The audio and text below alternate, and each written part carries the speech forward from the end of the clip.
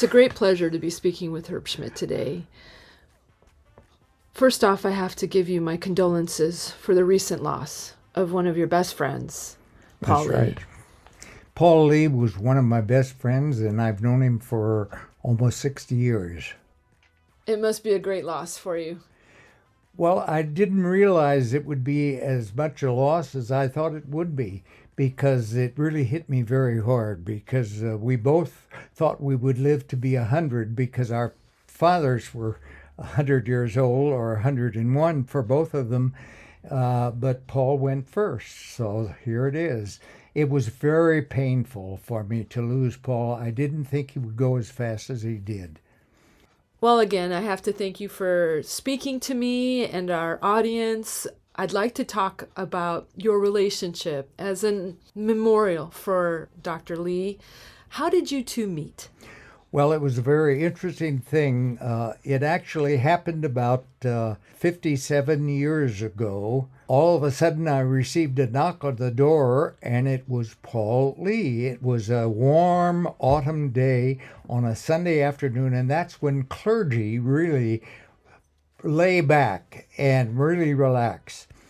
And it seems that we had a common or a mutual friend who was a student at Harvard.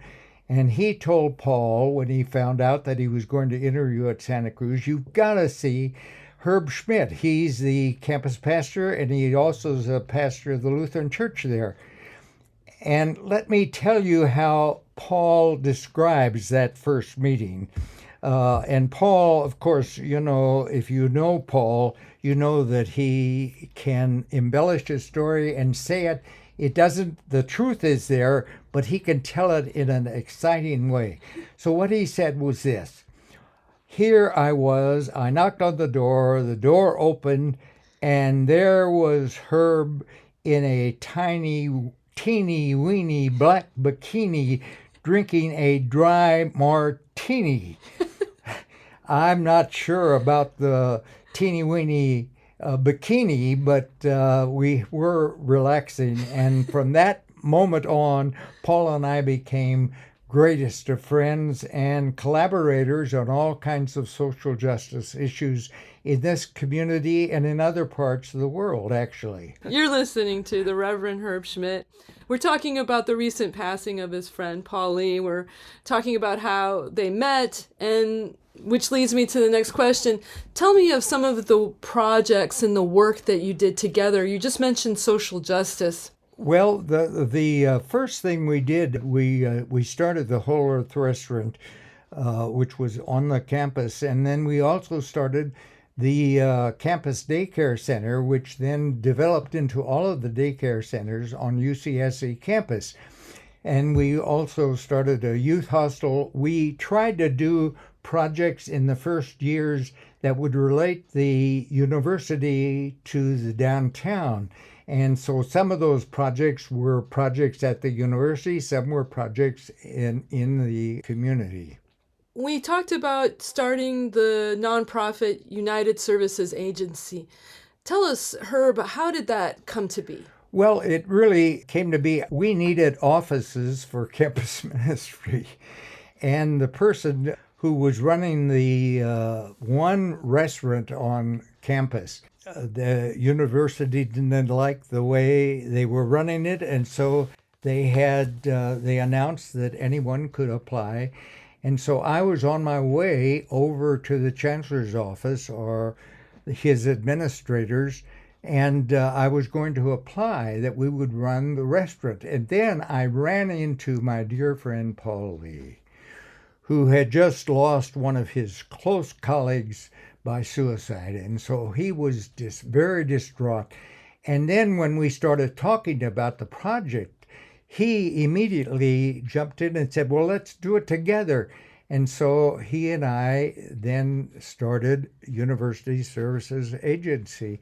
And it was a joyful time. It was a marvelous time because the University of California was just starting. And of course, everyone had high hopes for what this university could be. So Herb, the first project that you did with USA and with Paul Lee was the Whole Earth Restaurant. Right. And the second one was the campus daycare center. And then we had a youth hostel, we had a community switchboard, and of course that was really the time, remember the late 60s, so we were involved in all kinds of local politics also. But then we reconstituted the USA later and we moved to international projects, such as sending computers, used computers, over 1,000, I think it might have been 2 or 3,000, that could be used in the rural medical clinics in Cuba. And Wow. that was a What year was that? That was probably around 1992. You and Paul ran the University Services Agency. And then we called it United Services in order to expand our reach. And we also, at that time, we responded to a call by Aristide, President Aristide of Haiti. He wanted us to start a student volunteer corps that could work with him in Haiti at that particular time. And that was another project that we started. We also, because my ministry then in retirement went to Bali, so we supported the orphanages in Bali, and we also started a water project in Timor. There were a lot of different projects. I think if you count them all up, it was close to 70 or 80 different projects over the years. Many of them were very small, but our whole idea was to encourage people to start service projects and then form their own nonprofit corporation. And the other thing that we thought was to use the money-making projects to support those other projects that people had. They didn't have any money, so we would use the money that we would make, say like the Whole Earth Restaurant, and we would offer it to people to start their own project. You're listening to the Reverend Herb Schmidt, and we're talking about his nonprofit that he started with Dr. Paul Lee, who recently passed. They started the first incarnation of University Services Agency in 1970, and then they rebranded and started the United Services Agency in 1992. The other big aspect that I see of USA is that you operate under a model of an affiliate program. Tell the audience what that is. Well, what it means is that we have the primary corporation, and then if you have a project, you come and you develop your own board of directors, and we provide the corporate cover that assures that what you're doing is going to be used for the service of people. And so each project had its own like board of directors. In fact, I think in one of the first mid-70s, I think we had over 30 different projects going at the same time, and each one had their own board of directors. And so we had hundreds of people involved in USA, and we used it also as a way to talk about what should happen politically in Santa Cruz. What's some of your favorite projects that you did with Paul and through USA? Well, of course, there are so many of them. I think the person that we had that had the connection in Cuba, we were actually invited to go to Cuba, Paul and I, because we were to meet Castro and he wanted to give us a special award. But what happened is the person, his name slips me now, but it's terrible that I don't remember his name, but he had a whole group of people in the San Jose area, and they would refurbish these computers and send them to Cuba. So instead of us going, we said, look, you're the person doing most of the work. We just are there to support what you're doing. And so he went down and received a special recognition by Castro himself. Wow. How about some of the work that you've done with your houseless advocacy? Well, Paul and Paige Smith, really started the work together. I, at the time, was at the University of Arizona and then at Stanford. And so I wasn't directly involved when they started the first homeless shelter. Then we helped start the Association of Faith Communities and the Interfaith Satellite Program. There were over 30 churches involved that would give shelter for people overnight. And this was one of the most important ones because we had 30 different churches and we would have literally hundreds of people who were being sheltered. When was this, Herb? This was the Interfaith Satellite Program, started about 86 or 87, I think. Or maybe it was even a little sooner, about 84, 85. But it was mid-80s that we started this one. And so, Herb, the All Faith... The AFC, Association of Faith Communities, that was something that was what happened. We lost our funding for transportation out to the churches, and so the Interfaith Satellite Program sort of closed down. And then we started the Association of Faith Communities with Father Joel Miller, who was the rector of Calvary Episcopal Church downtown. And they had a food program that they provided for people. And then Father Joel, he said, well, we should really try to restart the Interfaith Satellite Program. And that's what we did. We started slow, but it's still going on. We do a shelter program. We also do a Safe Spaces program. We provide place in our churches for people living in their vehicles. And most of those people are people who have jobs. And so it does provide a way for them to continue to live and function.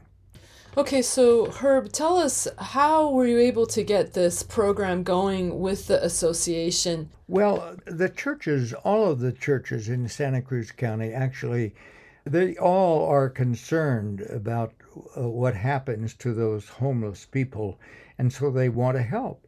And so we would have a monthly meeting down at Calvary Episcopal Church, and we would meet with we actually did an inventory of everything that the churches were doing so the churches could learn from one another in terms of developing their own particular projects to help the homeless. What's happening now? Well, we call it Safe Spaces.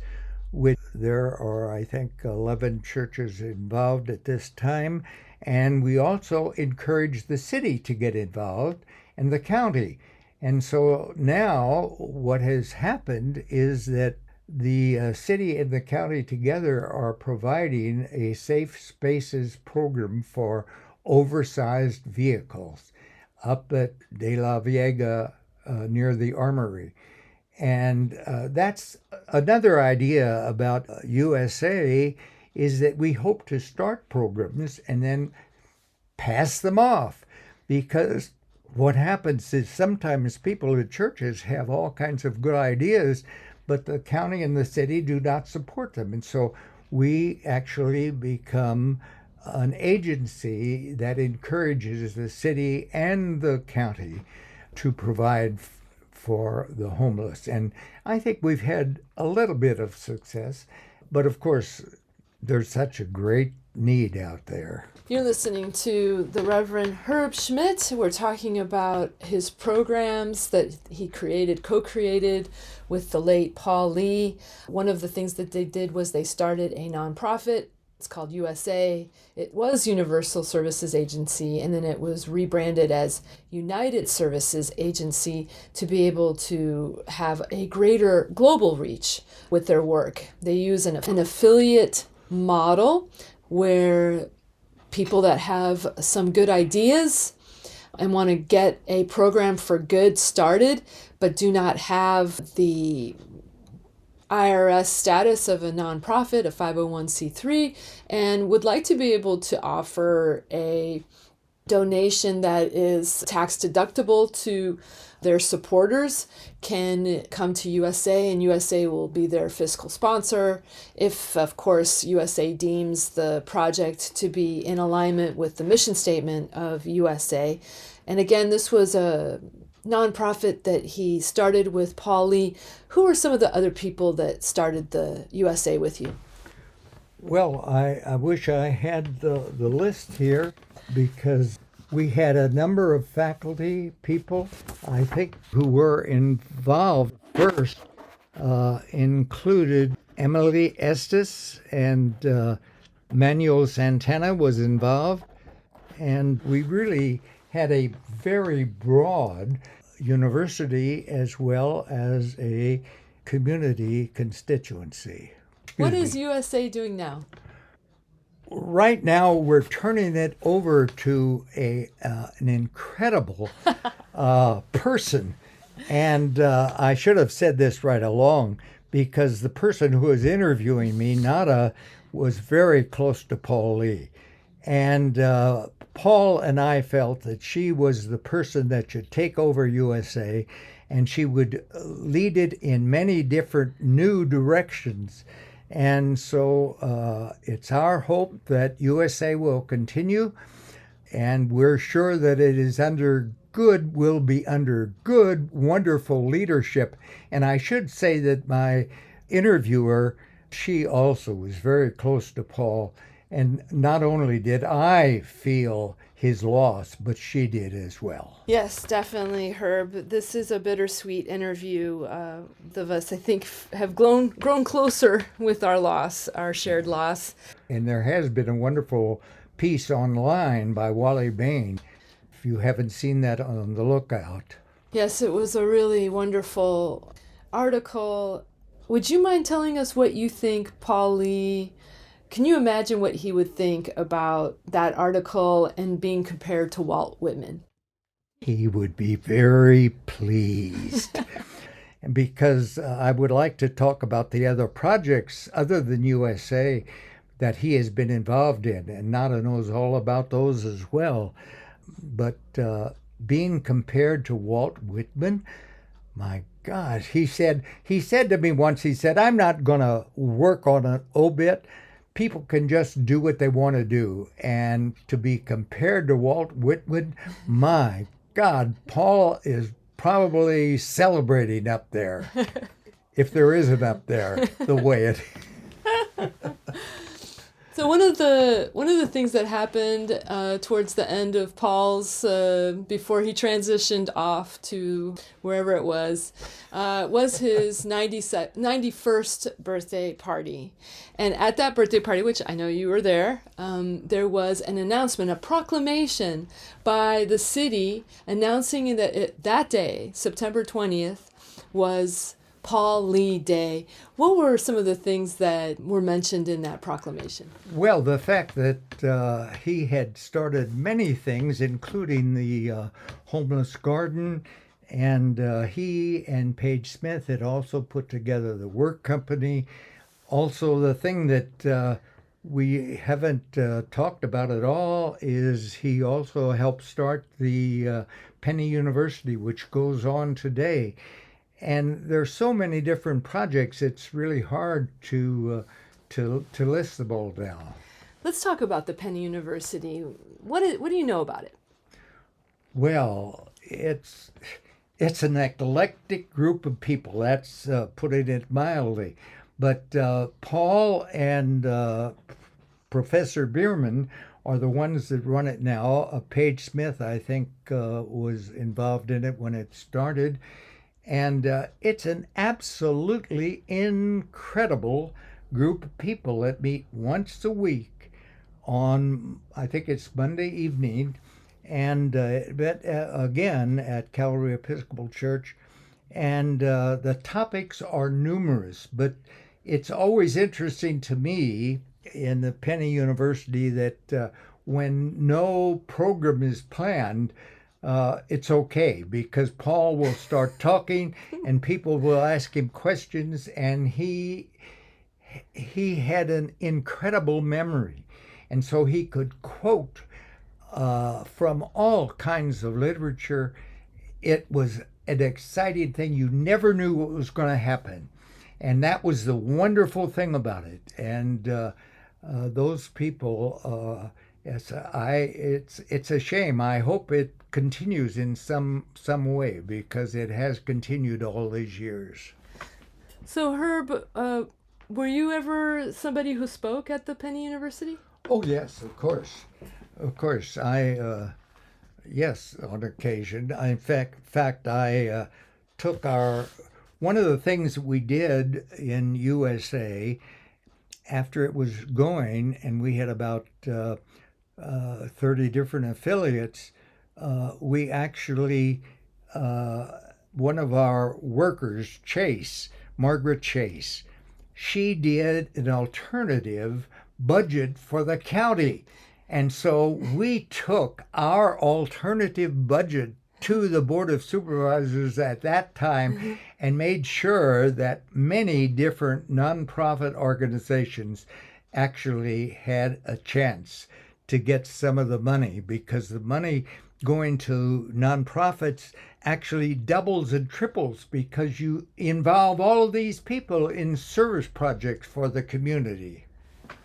So you're saying that it behooves the city and the county to share some of the funding or to support some of the nonprofits. Well, of course, that's what the county and city ought to be doing. People that are, the example that I have is Food Not Bombs. Food Not Bombs is providing food free. It is also funded not by city, not by county, but by people who give to it. And it's the way for the city and the county to expand their services. I'm glad you brought up Food Not Bombs, because the last time we worked together, the three of us, Paul, you and me, was on helping get some more regular funding for Food Not Bombs. What do you remember from that? I remember that we complained a lot that the city and the county treated Keith McHenry and the people running Food Not Bombs the way they had, that would not provide a program. They constantly harassed them. And so I would encourage, if you are a member of the Santa Cruz community, that you speak to your council people, that you speak to your supervisors, in order that Food Not Bombs gets the type of support that they really need to continue to deliver that type of service to the homeless. The Reverend Herb Schmidt, thank you so much for taking your time and talking with us. It's been a privilege and honor. You've been listening to the Reverend Herb Schmidt. We've been talking about his work over the last 50, nearly 60 years in collaboration with his Paul Lee.